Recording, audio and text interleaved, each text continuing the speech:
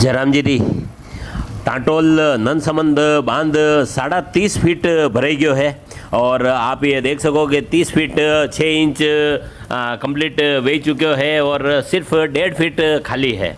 तो बहुत ही जल्दी जो है नंदसमंद जो है छलकवा पालो है वही सके कि काले काले महीने ये छलक जाएगा। और जनी तरह आज वापस बारिश रो दौर चाल रहा है तो वही सके कि वणियों पहली भी छलक सके। यह खबर बाबूलाल जी डांगी अपने लिए भेजी है। आज दिनांक 18/7/2025 को नंदसमंद की भराई 30 फीट 6 इंच 1.5 फीट और खाली है।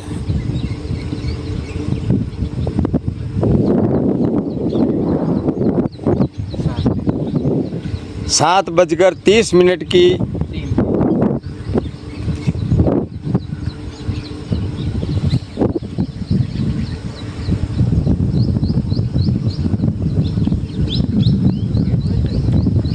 ये हमारे भैया है।